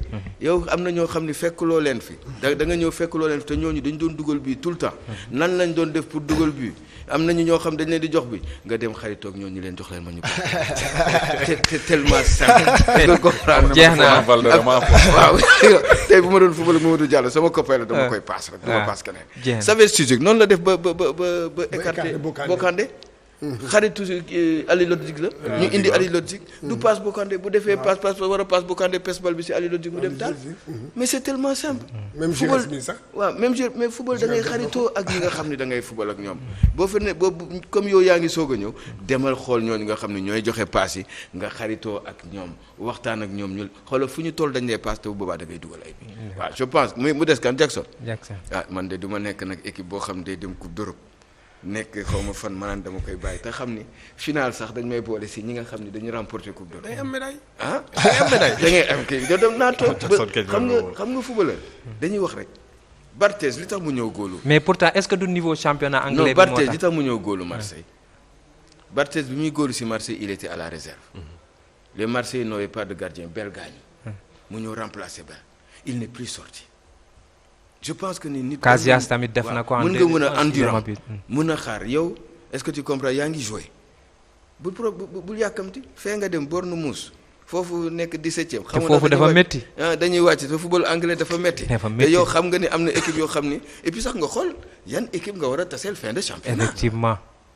attends damay dem boo demee yan équipe est-ce que Liverpool laa am est-ce que Manchester City laa am. Arsenal est-ce que kii laa am Arsenal laa am ma dem foofu di am ay défaite rek te bu boobaa man. te doo mën a kii dugal xam na lan mooy football européen bu ñu xësee ba recruter la public bi yëpp dañuy taxaw naan indi nañ ko gis nga boo fa defulee lu baax. mooy Marseille bee rek. ñu demee coach xam nga man xam lu ma jàpp dans l'affaire de Jackson par l'habitude de pas sérieux léegi xam nga parce que xam nga le papier là dama ko liiraat ko di ree ce papier ci Walf Quotidien bon mais xam nga Pape Lamine dinaa la wax leen de gis nga joueurs yi waxtaan la ak ñoom rek de xoolal ñoom jouer Premier League rek moo leen kii ñoom. qu'importe la destination. doo dégg non ils ne réfléchissent pas non yow li nga leen tegal maanaam ñu xalaat que voilà yaa club bi fii bu ma fi jouer laay gën a am xooluñu loolu ñoo xam ñoom Premier League amul xoolal da nga leen di tegal nii jagal na leen sax ñu wàññi seen salaire pour dem Premier League am na ñoo xam ne noonu la loolu affaire boobu mooy tax ñuy def ay yenn erreur yooyu di dem ci yenn championnat yoo xam ne maanaam ou bien yenn club yoo xam ne maanaam duñ fa am dara ñëpp xam nañ ne déjà Villarreal quel que soit Alpha ak boo xoolee championnat et puis Villarreal mu ngi dox fu mu nekk nii au nom de Dieu à part Barça Real dégg nga boo indi Real Sociedad ngay indi après moom nga ciy teg ak Betis ak moom. ah ak Betis ak ak moom Betis waaw jeex nga na fay teg. ñooñu nga fay teg ñooñu ñooy équipe yu mag yi nekk Espagne yow nga nekk fa même boo fa doon am sax nga nekk fa joker mais loolu baax na ci yow mais nag lii seen problème moom mooy le championnat anglais lépp mu mooy Premier League bi ñëpp Premier League la ñu visé lan moo tax nag. xaw ma na bon. mais est-ce que des fois du seen. agent yi sama xalaat bu gàtt seen agent yi. parce que des fois je pense que nit war nga mën a réfléchir. ci sa plan choix bi nga war a carrière def quoi. surtout tey football dafa nekk loo xam ne business la. lu mu nekk business war nga réfléchir. mooy comme sànq li ngay sa plan expliqué carrière war nga xalaat ne équipe bi équipe bi situation yi. fii mënuma fi nekk li di jege di dem fu gën a doy waar. Lamine wax na ko tey boo demee Premier League war nga mun a xool fin de saison bi ñaata équipe moo la dese. yan équipe ngay dajeel. du question ragal du question dara mais yëpp dafa am importance. mais est-ce que agent bi lay jege est-ce que mu ngi def réfléchir si foofu peut-être non peut-être des fois à mon point de vue dañuy gis ne xaalis bi bari na. war na mën a dem ba pare ba pare war na mun a non je donne un exemple.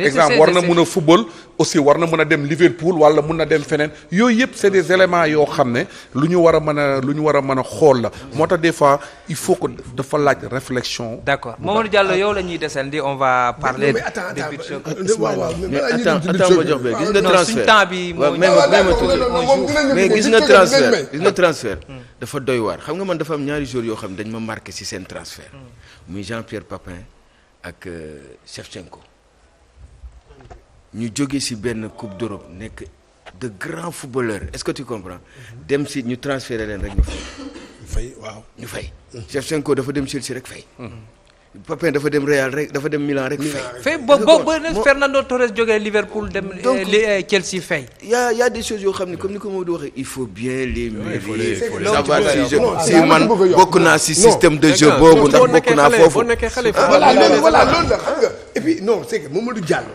moo wax léegi benn wax dafa ci dugal loolu gis nga man dama leen tuddee ay intermédiaires du ma leen wax sax ay agents ay intermédiaires gis nga ñooñu des fois ñoom ñooy orienté booy bi joueur bi bu mu dem signer foo xam ne kiiwu leen tey jii man quand j'ai regardé man ba léegi man c'est le cas de Pape Matar Sarr moom mu bëgg def problème Pape Matar Sarr demoon na ba xaw ma lan Séville la xaw ma kañ boobu kii bi bëgg a kii après affaire bi dégg naa capoté na dégg nga mais Italie la waroon dem. voilà waaw dégg nga nakoon dem affaire bi capoté na bon ci li ma dégg ci information yi nga jël beneen cas mais le cas de Ismaïla Sarr.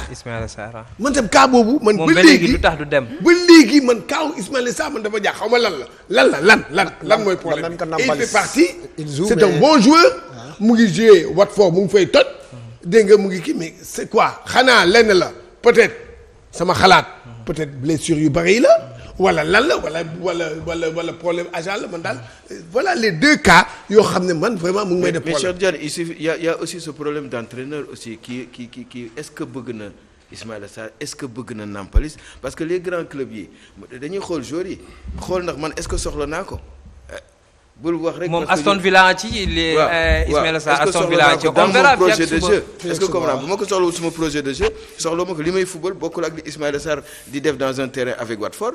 donc man du ma ko jël. d'accord Pape Lamine temps bi moo ñu contré Mamadou Diallo on va changer on va parler du football spécifique beach soccer foo toll jamono ji ci sa préparation ci compétition yi di ñëw.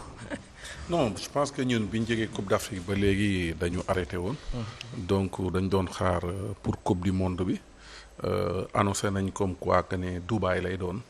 mais peut-être li ñu jotaguñu information yépp à 100% ci date bi mais Dubaï la mais mun na nekk entre mois d'octobre. ñu joué ko foofu. léegi nag xam nga nag mois d'octobre desul. mais quand même dama doon xaar mois bi. pour ñu commencer def préparation yi aussi tamit parce que aussi tamit doo bàyyi ba affaire yi jege nga ne da ngay ñëw ne da nga koy préparer parce que lii di coupe du monde ak lii di coupe d'Afrique c'est totalement différent ba pare aussi tamit mën a préparer xale yi léegi en même temps aussi mën a demander ay matchs amicaux yu bari parce que les matchs amicaux c'est important aussi avec comme ni ñu ko waxee ak grandes nations yi aussi tamit comme ni ko Gomis di waxee donc taamu ci équipe yi nga xam ne ñoom ñoo nekk ci kaw comme ay Brésil comme yeneen loolu mooy suñu souhait mais fi ñu toll nii dañ defuñu dara mais bëgg naa reprendre entraînement yi mais même bu ma koy def entraînement externe au moins nga xam ne xale bi dina mën a ñëw le matin.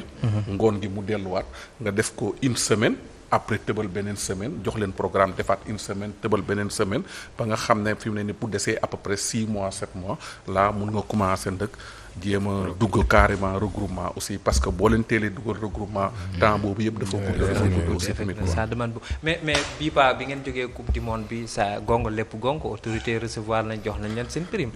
non de toute façon ñun au niveau de fédération bien sûr fédération wax dëgg yàlla engagement yi mu waxoon ak ñun ñëpp respecté na. je parle du ministère président. waaw tu sais que man moom comme c'est que je suis un entraîneur. détail yooyu man du ma si dugg c'est boo déggee du ma si dugg man dama naan toujours naa préparer samay jours. naa leen préparer si terrain bi.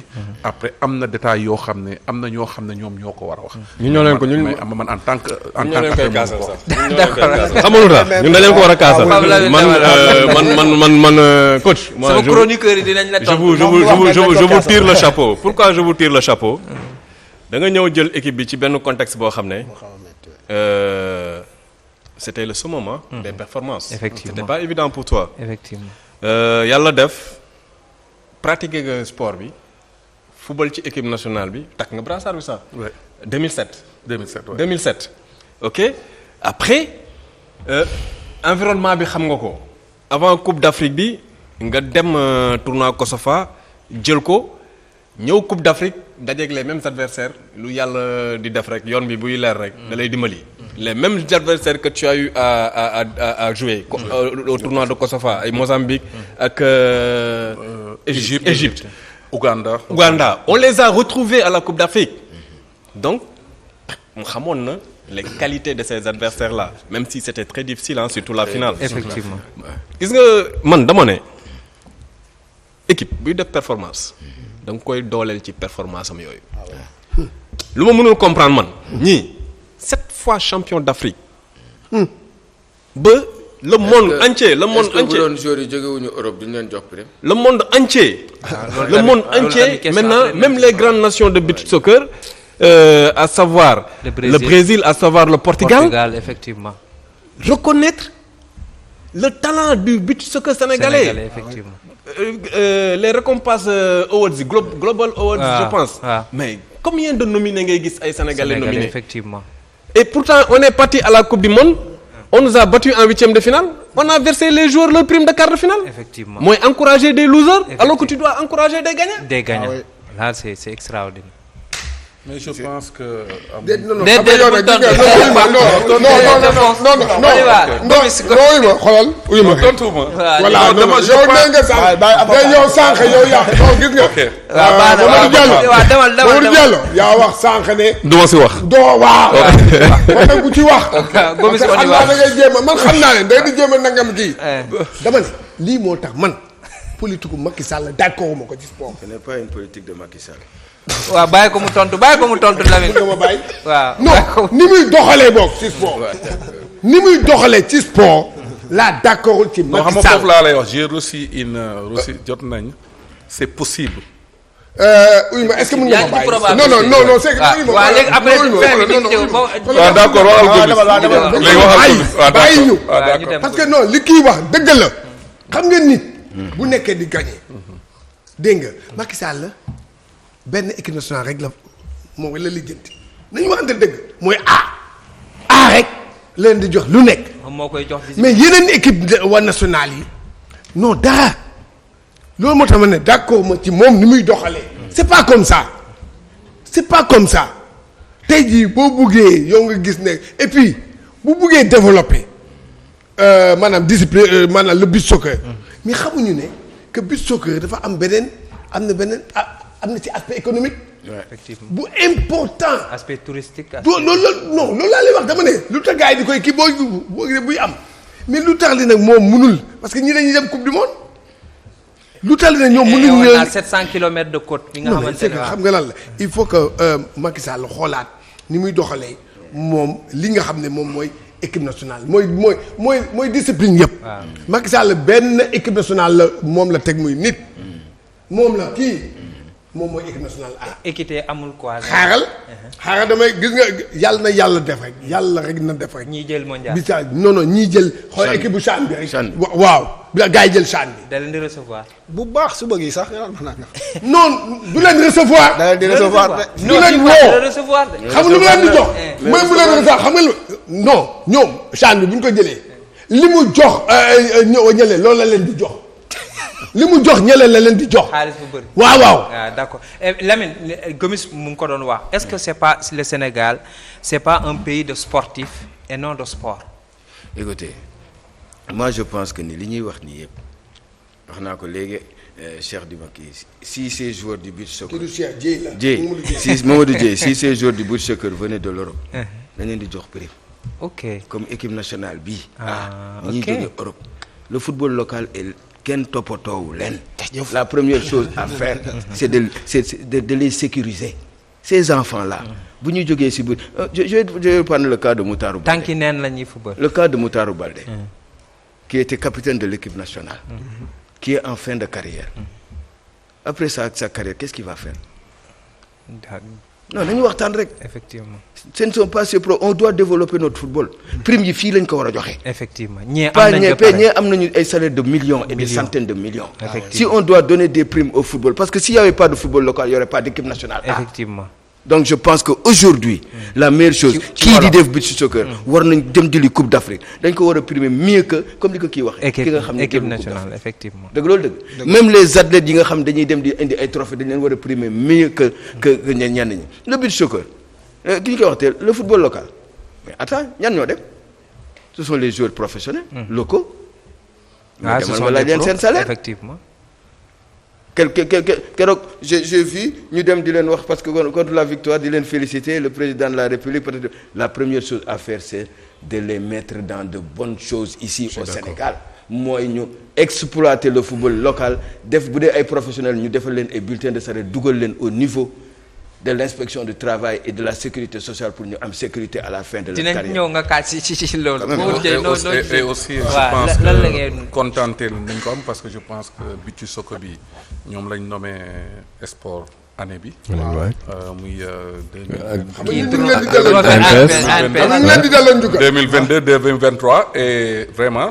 remercier leen si loolu aussi parce que aussi tamit c'était pas facile.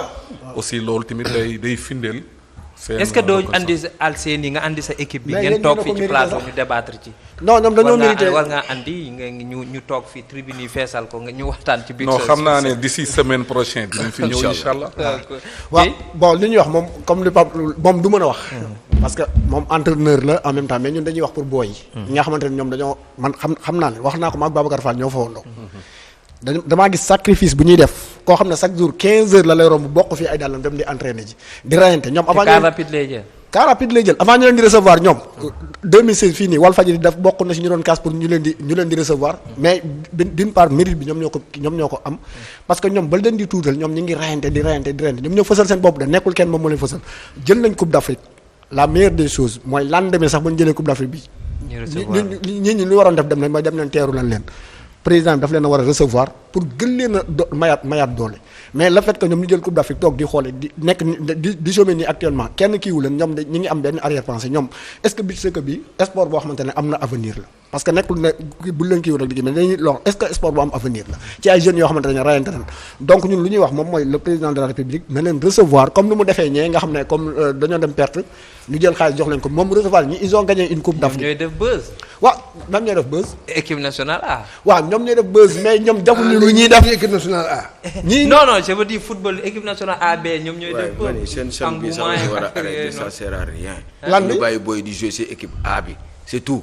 ñan la seen chan bii ñuy def nii dañu war a def ni ñu koy waxtee espoir ba pare équipe nationale A bi ñëpp di Coupe d'Afrique des Européens la ñuy def fii à chaque fois. on fait pas le Coupe d'Afrique. waaw lii moo tax lii CHAN bi dina tax mu nekk Coupe d'Afrique terminé.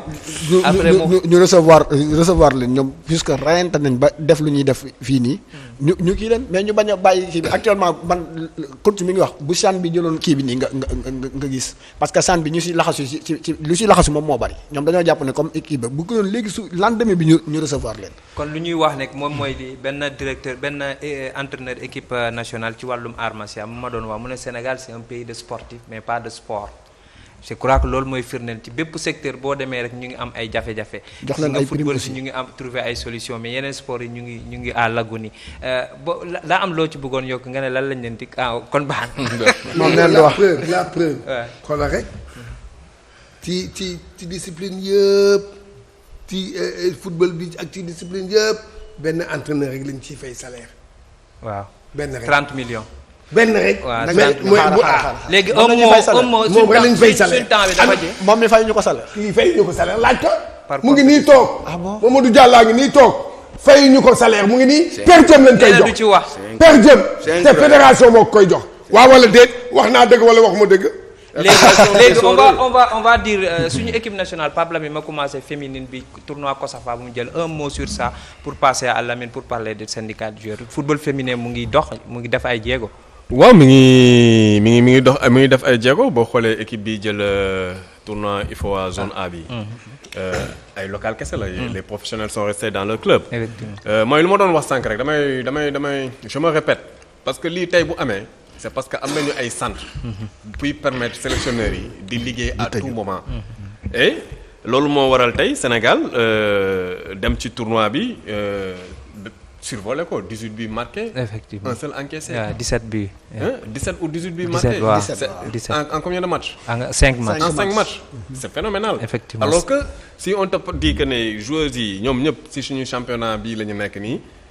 Tu vas te dire que voilà il y a quelque chose qui se fait quand même. D'ailleurs la capitaine Korka moom loolu la doon firndeel mu ne ma ñoom sur le plan physique elles étaient plus prêtes que leur adversaire parce que ñoom préparation mu def ñee defuñu ko. non defuñu ko. et loolu tamit c'est il y a lieu de féliciter le coach Mamoussa Cissé qui fait un excellent travail avec la sélection féminine ñooñu noonu il faut qu'ils sentent les encouragements des acteurs, que ça soit la presse, que ça soit les autorités sportives, que ça soit la population, parce que nit même boo ko joxulee dërëm mais boo ko nee jaajëf. day yokk dool day yokk góorgóorlu te jaajëf yooyu daf ci baax. effectivement Gomis ci ñu ngi dem Nouvelle-Zélande pour préparation mondiale am nga ci yaakaar ci équipe nationale féminine bi pour mu mun a dem ci mondial bi faaw ñu dem tournoi barrage bi Nouvelle-Zélande Mame Moussa ci février bi la ñuy départ dem. am nga ci yaakaar par rapport ak Coupe d'Afrique bu ñu def. par rapport à Coupe d'Afrique waaw comme que nag ils ont fait ñoom def nañu compétition. Coupe d'Afrique ba dem bi je crois demi-finale la ñu wax. que ñoom dinañu dem ci barrage yi dinañ ci mais du yomb nag. du yomb pour être parce que man équipe gis naa européenne yi adversaire waaw. gis naa adversaire yi dëgg dañoo xam ne dëgg du yomb. du yomb kay mais mën nañ cee génn. nañu yokk ñaan ñi rek. ñu yokk ñaan Mamadou Dia am na loo ci bëgg a sànni ci équipe féminine. waaw bon c'est boo xalaat ñu gàcce ngalamal leen rek mais tamit gàcce ngalamal Pape Moussa. Mame Moussa Cissé ba mu fi nekkee ba tey mi ngi def ay preuve am gis nañ lépp li nga xamante ne def na ko bon kii ñaanal ko gën koo galvaniser te ñu local bi ñoom ñoo ñëw. mais kon jëy kon longévité entraîneur di yàgg ci bopp équipe bi baax na. entraîneur bi yàgg ci c'est bon baax na mais. ngay def 8 ans jël coupe d'Afrique bi baax na. waaw moom ba muy ñëw fan la fekk équipe bi moom. pour da ngay xool fan la fekk équipe bi ak fan la ko jëlee. bu fekkee ne da ngay émission bu fekkee ne nag da ngay kii. dégg nga da ngay xaw ma da ngay jëm xaw ma mais baax na. descend il va faire 16 ans si bopp fii bi. Lamine on va parler du syndicat et le COMEX. ngeen foo leen ci toll léegi dugal nañ leen léegi occupé ngeen ci place bi ngeen war a am ci biir COMEX. Pas encore. lu tax. dañuy jëkkoon bind benn lettre. demandé ñu boole ñu si. léegi statut avant ngay dugg ci comité seen syndicat bi joueurs yi adhéré nañ ci. Il y a beaucoup de joueurs qui ont adhéré. beaucoup qui ont du ñëpp. qui ont leur carte. d'accord waaw pour revenir au COMEX. dañu bindoon benn lettre. d'abord balaa ngeen di dem COMEX est-ce que tamit yéen a ngi jouer rôle aller vers les xam situation. joueurs yi d'abord vous savez. nous sommes un syndicat. d'accord et le syndicat bi ñuy def assemblée générale bi. Tout le monde, tous les joueurs étaient là-bas. Ok, d'accord. Tous les joueurs qui ont adhéré et qui ont eu leur carte. Aujourd'hui, c'est aux joueurs d'aller à l'UNFPS. C'est pas à l'UNFPS d'aller vers les joueurs. Tey Bamba Dieng bi muy dem di signer agent daf ko yóbbu mu dem signer ji UNFP. Est-ce que comprendre man quand j'étais en France dama dem signer contrat dem UNFP. waaw mais je veux dire que yéen tamit est-ce que yéen a ngi on fait le rôle qu'on doit faire par rapport aux joueurs qui sont avec nous. D'accord ñu dem ci COMEX. Voilà.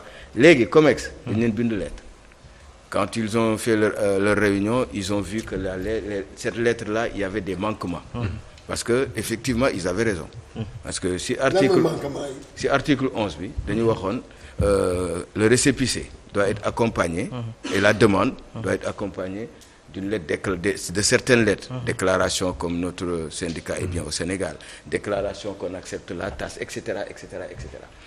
Ils avaient raison de rejeter parce que on avait omis de mettre ces lettres dans la demande. Mais ces lettres ont été toutes acheminées vers la fédération. Lettres yëpp yóbbu nañ ko fédération déchargé nañ ko amul dara lu manqué donc fi mu nekk lenn rek moo la ñuy xaar ñu étudier cas bi parce que bu ñu waxee ni dans l'article 11 tout groupement sportif de joueurs de médecins d'arbitres doit être représenté au COMEX. Je pense que les joueurs ont un groupement. Il serait temps que ñoom bu dee arbitres ñu ngi fa.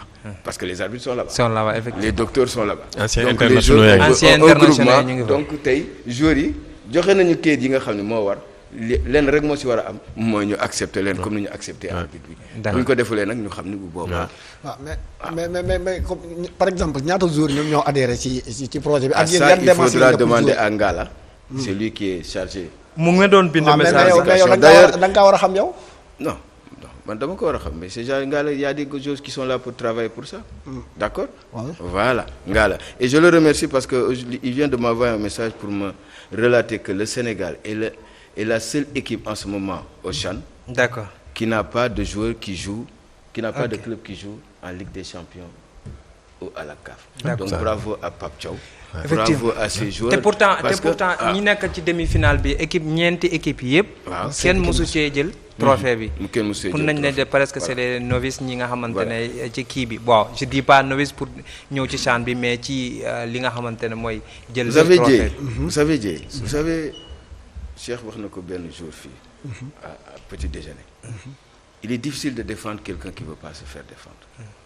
est-ce que vous savez barki démb maa ngi wax ak Moutarou Baldé yaa ngi dégg maa ngi wax ak Koyta gis nga ñoom ñoo ko moom man moom moo ko il faut que les gens comprennent ça. C'est pour leur bien. C'est pour leur bien, c'est Sauf pas qu'ils pour sont moi. dans une situation un peu, ils sont dans une situation un peu précaire. un peu précaire parce que voilà, souvent Et complexe aussi. bu ñu xam nga un joueur en activité. bu syndiqué. ñu xam ne yaa ngi syndiqué. ça peut avoir un retournement de situation le bâton. tu vois l'employeur peut voilà engouffré wu ci ay menaces da ngay syndiqué. Mais c'est ce qui se passe moo tax nag man grand. man dama leen di gën a ñaax. il faut jamais baisser les bras. ce syndicat là il faut que mu am une voix parce que on a besoin de faire du football professionnel. il faut que ces boys là. qu'on les enregistre mais nag bu ñu leen enregistré. dañu jàpp ne dañuy fay impôt tamit de. mais déggoo li ma la wax. ceux qui ne veulent pas oui ma xam nga Lamine. seen salaire Lamine. entraîneurs yi duñu fay impôt. joueurs yi duñu fay impôt. waaw dirigeants yi équipe yi duñu fay impôt defal ndànk. équipe yi duñu fay impôt. c'est parce que quand les équipes vont devoir. mais yow taxaw nga quand les gosses là vont être. nan la ñuy fay impôt. non je donne exemple. championnat professionnel. non je donne même championnat professionnel. mais seen salaire bi c'est à revoir. même jour yi seen salaire c'est à revoir. d'abord dañu war a jox respect. les entraîneurs. dañu war a jox respect. les jours. tu sais que dafa am la am footballeur bi ak entraîneur bi. tant que am joxuñu leen cër bi. mënuñu dem. parce que des fois man damay xalaat ne des fois manque de respect day am. wala dañuy yaakaar ne même jour bi bu ñu ko fayee 100 000 wala 150 000 pour ñoom xaalis la. or que du xaalis. tey bu ñu ñëwee fay. nu mu tëddee l'entraîneur benn 500 000 yaakaar ne xaalis la mais du xaalis parce que il faut que ñu xam ne métier sport moo gën a metti looy gis. imaginer da ngay yeewu suba teel. 8 heures yaa ngi ci terrain bi ba 10 heures wala ba 11 heures. ngoon gi nga reprendre at. yow munoo dem fen parce que yaa ngi toog di xool say programme noo koy defee. beneen bi am nga ay pression ci problème ay. résultat ti comme doo xoolal doo man avec Coupe d'Afrique bi ma def dama dem ba dama wàññeeku ay kilos yu bari parce que yaa ngi xalaat entraînement yi match yi xalaat aussi résultats yi ndax dina am wala du am ces gens là ils ont mérité beaucoup les joueurs aussi tamit ils ont mérité mais tout ça fokk ñu am Mamadou Diallo pour mën a def damay dëggal li nga wax doo maanaam temps bi jeex na non nga fulla bi li nga maanaam fulaaluñu la dinaa la wax benn affaire boo xam ne te buñ ko weddee man nañ ma woo xam nga mooy lan un club de Ligue 1 ici au Sénégal Ligue 1 xam nga ñaata lay fay joueur am yi 40 000 francs. waxoon naa déglu ma entraîneur bi 50 000 francs. 50 000. ñu jël dossier bi saisir waa Ligue Pro gars yi di ndëppal affaire bi coow la di ngeen dégg léegi ngeen dégg coow loolu jóg. man maa ngi ko wax. kon jeex na temps bi ñu ne dama bëggoon éclairer benn affaire rek parce que dañu doon wax waxu impôt. gis nga impôt bi c'est donnant jour bi dafa am lu muy joxe club bi am lu muy joxe. est-ce que comprendre loolu moo tax fi mu nekk mu mën a dugg. mais bu ñu demee ba dugg ci inspection du travail fekkee am nañ salaire yu tane au moins pour ñu mën a fay loolu yëpp. voilà maa ngi lay gërëm Mamadou Dieye. gërëm naa la waaw Mamadou Diallo di la gërëm bu baax a baax di gërëm Pape Lamine Dour suñu chroniqueur yi. Remercier. Attendez, excuse-moi. Je dois remercier le jeune Koïta, Makhtar Koïta. C'est un jeune qui est vraiment reconnaissant. Il m'a envoyé un maillot de Tenguet FC depuis l'Algérie.